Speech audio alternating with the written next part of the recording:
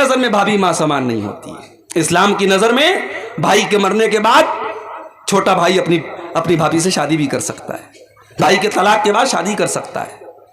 वो आपके लिए गैर महरम है, महरम नहीं है वो आपके लिए, पर्दा है आपका, उससे लिमिट होनी चाहिए आपके और उसके बीच में। इस्लाम ने ज़िनाकारी के रास्ते में मेरे भाइयों बड़े बड़े बोर्ड लगा दिए।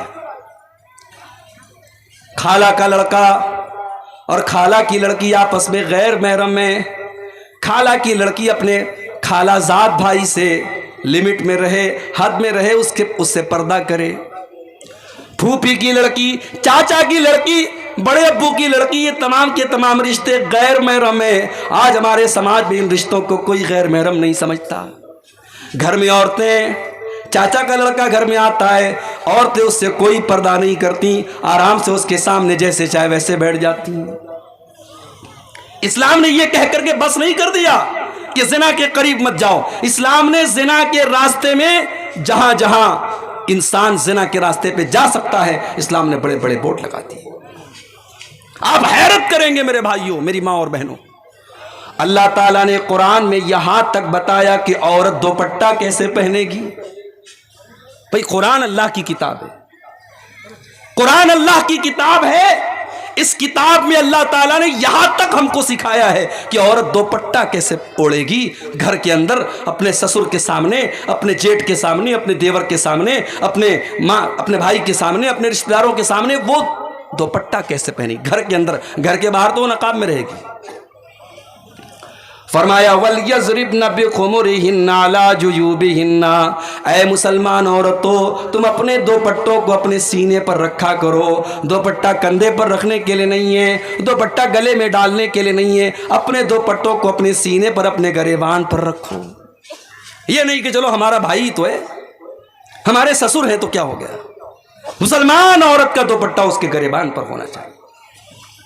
यहां तक बताया अल्लाह ने कुरान में कि अगर एक औरत को किसी गैर महरम मर्द से अगर बात करने की जरूरत पड़ जाए तो बात कैसे करेगी।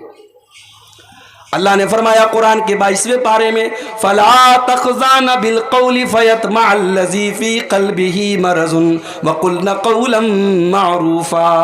ऐ मुसलमान औरतों, जब तुम्हें किसी गैर मर्द से बात करने की नौबत आ जाए और बात करने की ज़रूरत पड़ जाए तो तुम अपनी आवाज़ में नरमी पैदा न करो, अपनी आवाज़ में लचक न पैदा करो, तुम अपनी आवाज़ में कड़क अंदाज पैदा करो, तुम सख्ती के साथ बात करो। सामने वाले को ये न लगे ये मुझको लाइन दे रही है, सामने वाले को ये न लगे कि ये मुझे सिग्नल दे रही है। सामने वाले की उम्मीदों को तोड़ दो, तुम सख्ती से बात करो, तुम नरमी से बात न करो। आजकल ये भी चल रहा है, फेसबुक वाली दीनी बहन, लड़की ने पोस्ट डाली, कोई कुरान की आयत लिखी, लड़कों की लाइन लग गई, माशाअल्लाह सुभान अल्लाह। क्या है साहब, अरे ये हमारी दीनी बहन है। अब ये दीनी बहन जो रहती है फिर वो फेसबुक के मैसेंजर पर आती है, फिर वहां पे चैटिंग होती है, फिर चैटिंग के बाद मुलाकात होती है। ये ज़िनाकारी तक पहुंचाने वाले रास्ते हैं मेरे प्यारे साथियों। इस्लाम ने इन रास्तों को बंद किया है। आपकी कोई दीनी वीनी बहन नहीं है। वैसे तो सारे इंसान आपस में एक दूसरे के भाई हैं, सब आदम की औलाद है, सब हव्वा की औलाद है। आपकी बहन सिर्फ आपकी सगी बहन है जो आपकी माँ के पेट से पैदा हुई है, या आपकी रजाई बहन है जिसने आपके साथ दूध में जो शरीक हुई है। जिस औरत का दूध आपने पिया है उस लड़की ने भी पिया, वो आपकी बहन है और आपकी सगी बहन है। बाकी दुनिया में कोई बहन नहीं है आपकी। उससे आपको पर्दा, उस लड़की को आपसे पर्दा करना है और आपको उससे दूर रहना है। तो आफताब ने और श्रद्धा ने लिव इन रिलेशनशिप में वो जिंदगी गुजार रहे थे। अब क्या मामला हुआ अल्लाह आलम। मीडिया में खबर, आप मीडिया को तो मसाला मिलना चाहिए साहब। मुसलमान लड़के का नाम मुसलमान है, लड़की का हिंदू है, इतना काफी है मीडिया के लिए। उसने 28 टुकड़े किए थे अपनी महबूबा के, उसकी लाश के 28 टुकड़े किए थे और उसको फ्रीज में रखा था। अब मीडिया वालों को नफरत फैलाने का एक मौका मिल गया कि मुसलमान तो ऐसे होते हैं। मेरे भाइयों, ये हालात क्यों हैं? इश्क और मोहब्बत के नाम पर आप अपनी पूरी कम्युनिटी और पूरी कौम को तबाही के गड्ढे की तरफ क्यों डाल रहे हैं? इस्लाम में कोई इश्क नहीं है, इस्लाम में मोहब्बत है। और ये मोहब्बत भी कौन सी मोहब्बत है? जो निकाह के बाद होती है। इस्लाम में निकाह के बाद मोहब्बत होती है, मोहब्बत के बाद निकाह नहीं होता। इस्लाम में लव मैरिज नहीं है। इस्लाम का ये तरीका ही नहीं है कि पहले लड़की को पसंद करो फिर निकाह करो। इस्लाम ये कहता है रिश्ता देखो, लड़की पसंद आ जाए निकाह कर लो, मोहब्बत करके निकाह करो। ये इस्लाम का कॉन्सेप्ट नहीं, इस्लाम में लव मैरिज नहीं है। और अल्लाह की कसम, जो मोहब्बत निकाह के जरिए पैदा होती है वो कॉलेज के कैंपस में नहीं पैदा हो सकती, वो हॉस्टल के कमरों में नहीं पैदा हो सकती, वो कटिहार के पार्कों में नहीं पैदा हो सकती, वो रेस्टोरेंट में नहीं पैदा हो सकती, वो ज़िना के अड्डों पर नहीं पैदा हो सकती। जो मोहब्बत निकाह के जरिए जन्म लेती है। जानते हो निकाह वाली मोहब्बत कैसी होती है? 60 साल का बूढ़ा है, 50 साल की बुढ़िया है, न बुढ़िया के अंदर अब कोई खूबसूरती बची है, न बुढ़े के अंदर अब कोई ताकत बची है, लेकिन बुढ़िया को खांसी आती तो बूढ़ा बेचैन हो जाता है, बूढ़े के पेट में दर्द होता है, बुढ़िया बेचैन हो जाती है।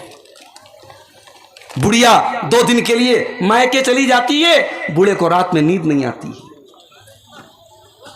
बूढ़े के सर में रात में दर्द होता है, बुढ़िया अपनी नींद कुर्बान करके अपने शौहर के सर को दबाती है। ये प्यार है मेरे भाई, ये ट्रू लव है, ये मोहब्बत है। ये मोहब्बत किसने पैदा की? अल्लाह ने मोहब्बत पैदा की। वमिन आयातिही अन खलक़ लकुम मिन अनफुसिकुम अज़वाजन लितस्कुनू इलैहा वजअल बैनकुम मवद्दतन व रहमा। मेरे बंदो, अल्लाह की बहुत बड़ी निशानी ये भी है, उसने तुम्हारे लिए तुम्हारे जोड़े बनाए, उसने तुम्हारे लिए तुम्हारी बीवियों को बनाया ताकि तुम उनसे सुकून हासिल करो। वजाल बैनकुम मवद्दतन व रहमा, और अल्लाह ने मियाँ बीवी के दरमियान मोहब्बत डाल दी, रहमत डाल दी। अल्लाह ने शौहर और बीवी के दरमियान मोहब्बत पैदा कर दी। लड़का लड़की को नहीं जानता, उसने कभी शक्ल भी शादी के पहले नहीं देखी थी। उसके माँ बाप गए, लड़की को पसंद किया, निकाह हो गया। मौलवी साहब ने अल्लाह का कुरान पढ़ा, कलाम पढ़ा, निकाह हो गया। दोनों में इतनी मोहब्बत हो गई, इतनी मोहब्बत हो गई कि लड़का अगर परदेश में जाने लगता है, लड़की की आंखों से आंसू बहने लगते हैं, वो अपने शौहर की जुदाई बर्दाश्त नहीं कर पाती। अल्लाह ने फरमाया ये मोहब्बत पैदा करने वाले हम हैं। मेरे बंदो, ये सच्ची मोहब्बत है, ये सच्चा प्यार है जो उसके दिल में हमने डाला है, जो शौहर के दिल में बीवी के लिए हमने डाला, जो बीवी के दिल में शौहर के लिए हमने डाला। आज हमारा नौजवान ज़िना के अड्डों की तरफ जा रहा है। मुसलमान लड़कियां आज गैरों के साथ भाग रही हैं, मुर्तद हो रही हैं। मेरे प्यारे साथियों, आज सबसे पहले अपने ईमान की कदर करो, अपने ईमान की अहमियत को समझो, अपनी तौहीद की अहमियत को समझो, अपने सर को अल्लाह के अलावा किसी और के दर पे न झुकाओ। बहुत से अहले हदीसों के घर में भी तावीज़ पहना जा रहा है, बच्चों की मालिश हो रही है, माँ पेशानी पर टीका लगाती है। पूछो टीका क्यों लगाती हो? कहती है नजर ना लग जाए।